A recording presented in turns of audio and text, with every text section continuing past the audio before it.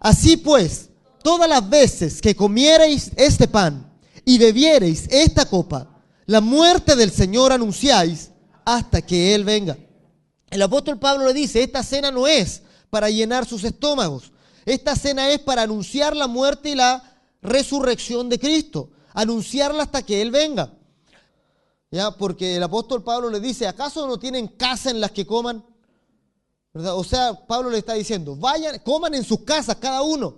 Y cuando vengan al culto, a la reunión de la cena del Señor, que este sea su sentir. Que su sentir no sea el tomar desayuno. Que su sentir no sea el llenar su estómago. Que su sentir sea realmente anunciar la muerte del Señor hasta que Él venga. ¿Verdad? Ustedes no vinieron esta mañana porque había vino. ¿Verdad? Que ustedes dicen, hoy Pastor José compra buen vino, así que vamos a la... ¿Verdad? Ustedes vinieron a tomar la cena del Señor sabiendo que anunciamos con esto la muerte y la resurrección de Cristo. Y fíjense que cuando esto ocurre, cuando tenemos la conciencia de lo que estamos haciendo, realmente las señales de Cristo se manifiestan en nosotros. O sea, hay muchos que reciben sanidad por cuando toman la cena. Hay muchos que reciben y salen, ¿verdad?, de su opresión cuando toman la cena. Hay muchos que son liberados cuando toman la cena.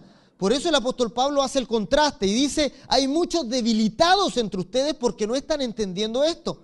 No están aprovechando ni teniendo conciencia del pacto y de las promesas de Jesús en ustedes.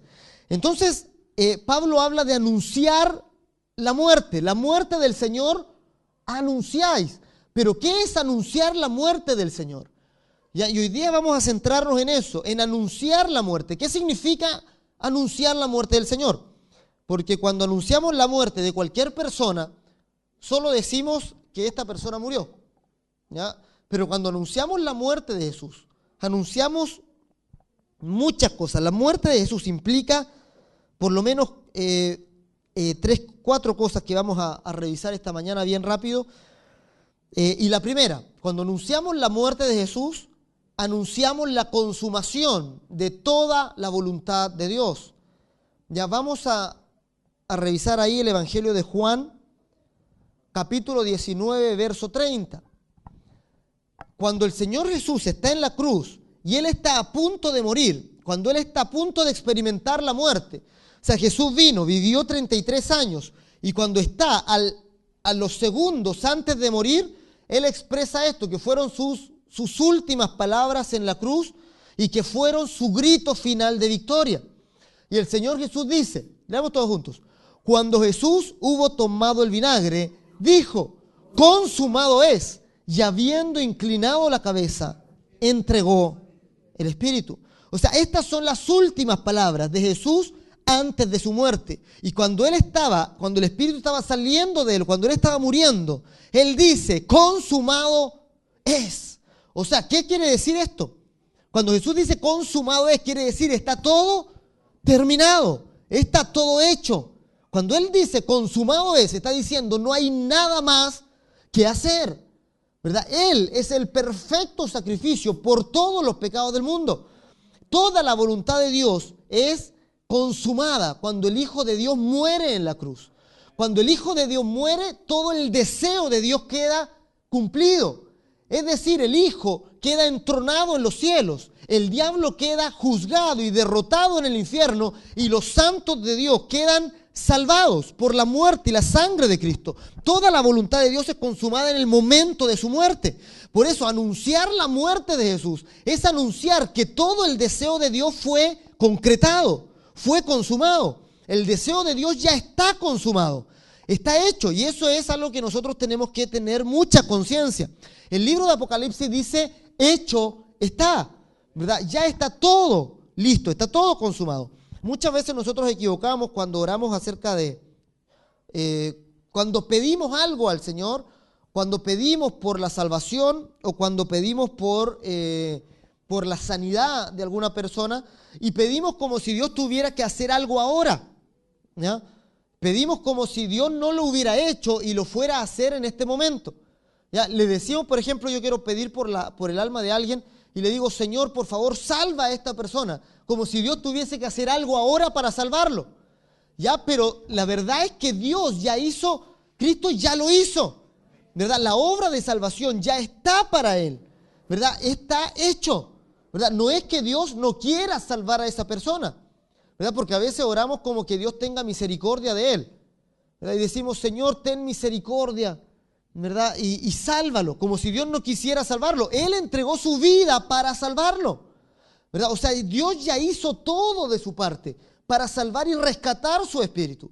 Él lo hizo completamente todo. Cuando oramos por incluso por la sanidad de nuestro propio cuerpo, ya no oremos como si Dios tuviera que hacer algo nuevo ahora, porque la obra de sanidad Él ya la concretó, Él ya la hizo. Y la Escritura nos dice que por sus llagas nosotros somos sanados. Por eso cuando nosotros pedimos por sanidad para nuestro cuerpo, no pensemos en el merecimiento actual que nosotros tenemos para con Dios. Pensemos en las llagas de Cristo. Cuando nosotros pedimos por la sanidad de una enfermedad, lo primero que tiene que estar patente en nosotros son las llagas del Señor, porque por esas llagas nosotros fuimos sanados, ¿verdad? Esas llagas nos dan derecho a la salud, ¿verdad? Esas heridas que Él recibió en su cuerpo nos dan a nosotros el derecho actual de la sanidad, ¿verdad? Pero es por las llagas de Cristo, no es por algo que Dios vaya a hacer ahora.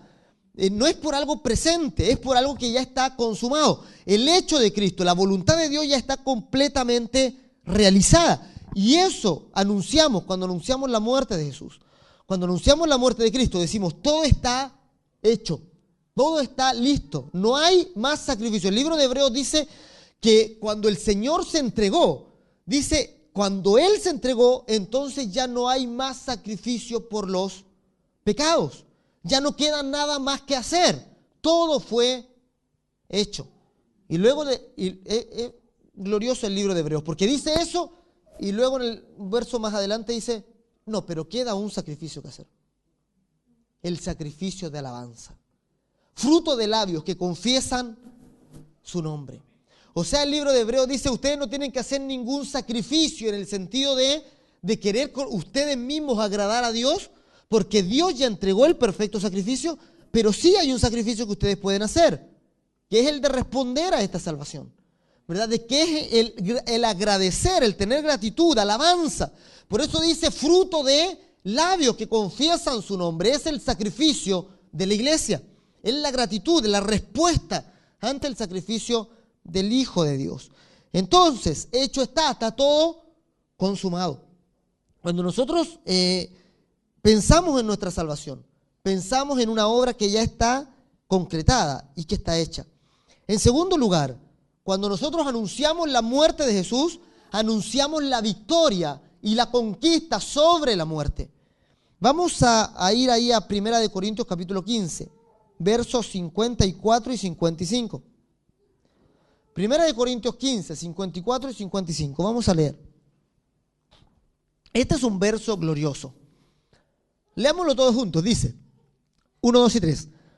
Y cuando esto corruptible se haya vestido de incorrupción y esto mortal se haya vestido de inmortalidad, entonces se cumplirá la palabra que está escrita. Sorbida es la muerte en victoria. ¿Dónde está, oh muerte, tu aguijón? ¿Dónde, oh sepulcro, tu victoria? Pablo revienta en alabanza en este texto, ¿verdad? Y veamos el anterior, el 54. Pablo está diciendo que se cumplirá la palabra que dice, sorbida es la muerte en victoria, ¿verdad? Esa palabra que aparece como sorbida, que realmente no entendemos qué significa, es lo mismo que absorbida, ¿verdad? Quiere decir literalmente tragar, ¿ya? Es de un verbo griego que quiere decir tragar, es una preposición que significa debajo de y beber. Es como tragarse algo, consumirse algo. En otro sentido es como absorber, es como eliminar, ¿ya? O como pulverizar. Entonces, ¿qué está diciendo? Cuando vino la victoria de Cristo en la cruz, la muerte fue chupada, fue consumida.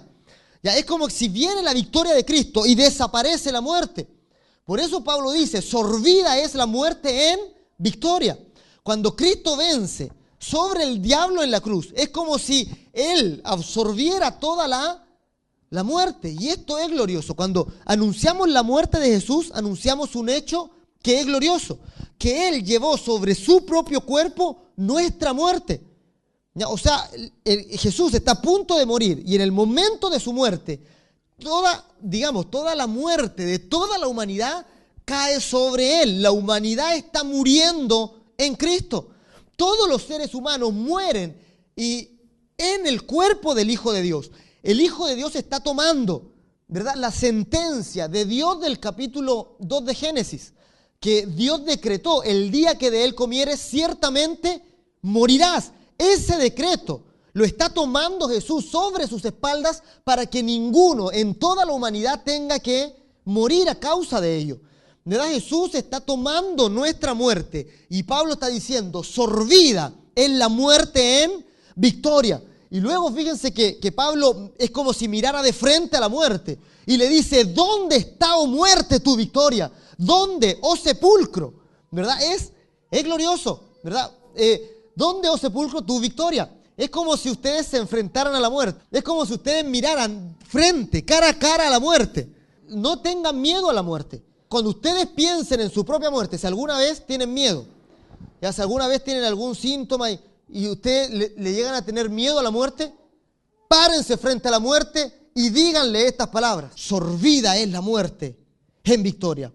Y miren a la muerte a los ojos y le dicen: ¿dónde está, oh muerte, tu aguijón? ¿Dónde, oh sepulcro, tu victoria? No está, fue absorbida. El sepulcro no venció. El Señor Jesús, cuando entró en la muerte, el apóstol Pedro en su primer discurso dice: fue imposible que las cadenas de la muerte retuvieran el cuerpo del Hijo de Dios.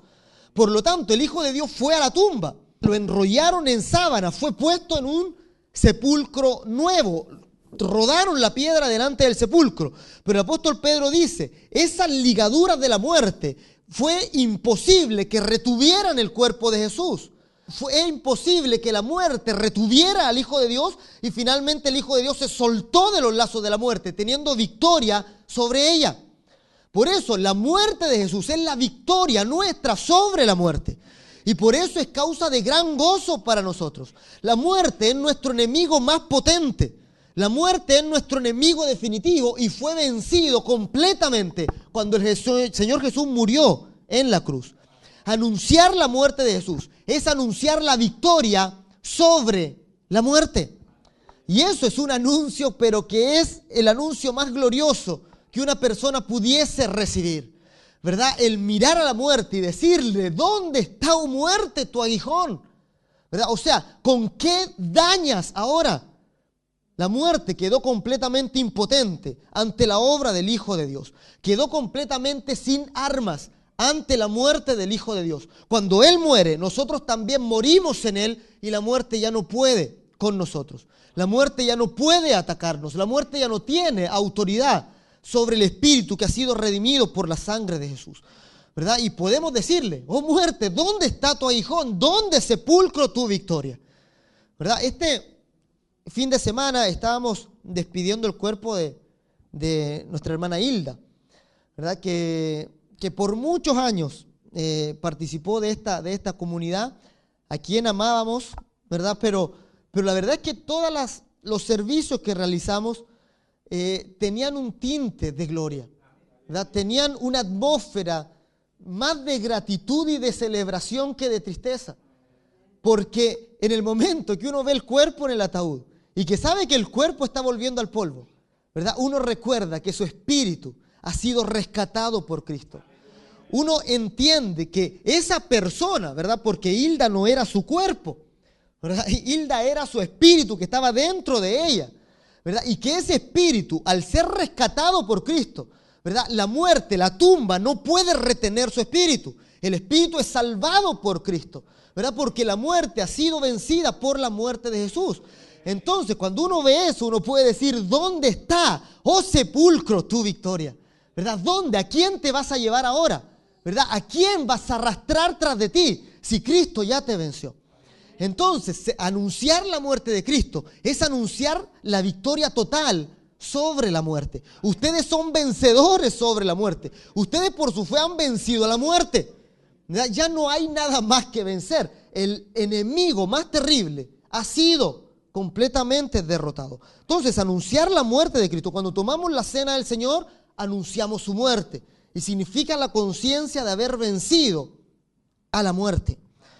En tercer lugar, cuando anunciamos la muerte de Jesús, anunciamos la caída del diablo. Anunciamos la derrota de aquel que tenía, dice la Biblia, el imperio de la muerte. Vamos a ver el libro de Hebreos capítulo 2, verso 14. Hebreos capítulo 2, verso 14. Vamos a leer el 15 también. Todos juntos bien fuerte. Dice 1, 2 y 3.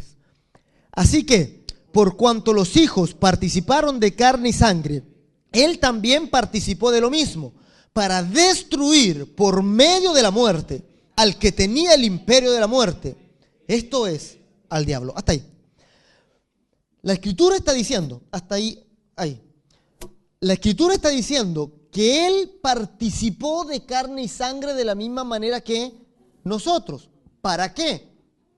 Esto nos está dando la razón de la encarnación del Verbo, ¿verdad? Dice, Él se encarnó, participó de vuestra propia mortalidad, participó de nuestra mortalidad. ¿Para qué? Para destruir por medio de la muerte.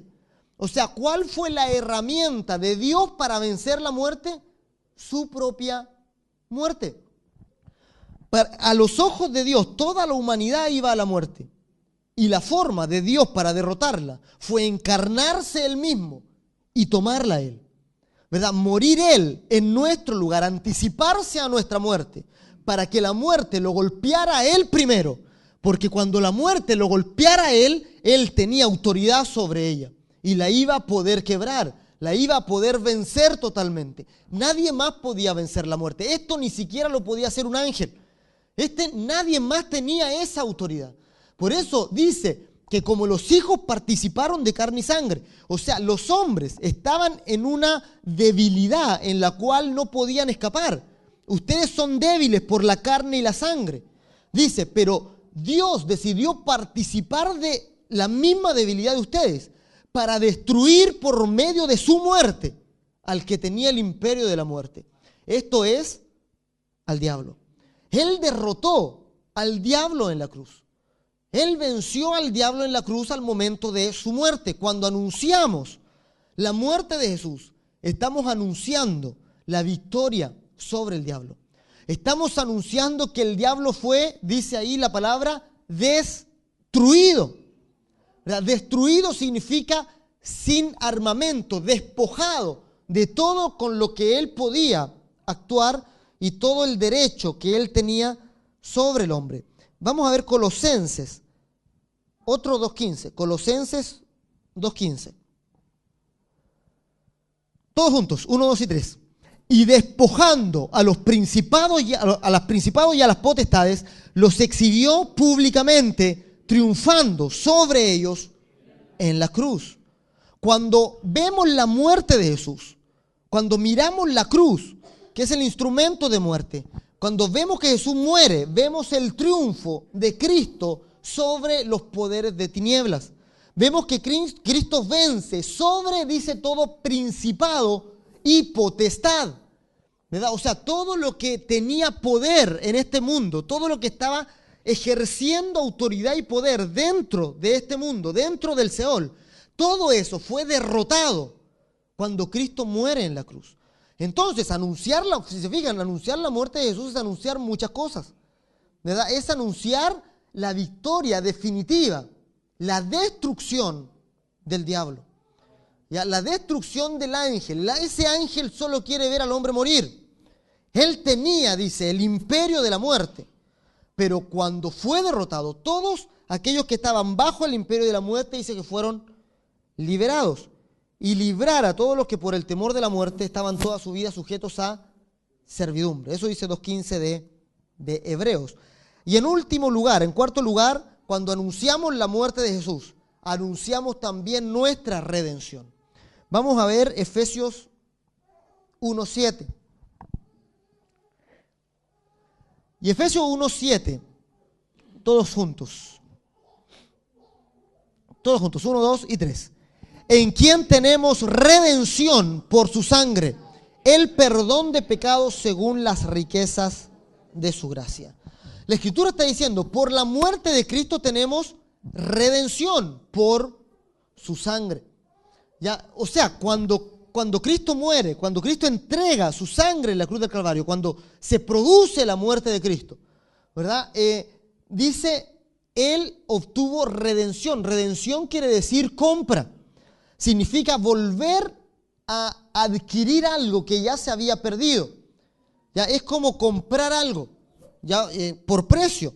Entonces la Escritura nos dice que el precio de nuestra alma fue la misma sangre de Jesús. Cuando Él muere fue efectuada la compra. O sea, Él nos toma, Dios nos toma como su propia propiedad. Él nos adquiere, dice la Biblia, como propiedad de Él y se hace uno con nosotros. Cuando Él muere en la cruz, todos aquellos que tenían la fe en Él fueron constituidos hijos de Dios. Fíjense, y esto es glorioso. Los discípulos que seguían a Jesús, ¿verdad? Cuando Él estaba vivo, aunque tenían la fe en Él, aún no podían ser llamados hijos de Dios. No se había dado el pago por sus pecados. Cuando Jesús es alzado en la cruz y Él finalmente muere, todos aquellos que confiaban en Jesús fueron constituidos hijos.